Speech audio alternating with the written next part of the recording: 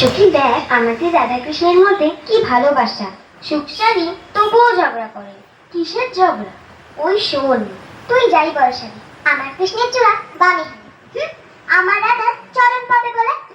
কি নিয়ে এত ঝগড়া রে ওদের? কি নিয়ে ঝগড়া তবে আমি বলি শোন। সুখ বলে আমার কৃষ্ণ মদন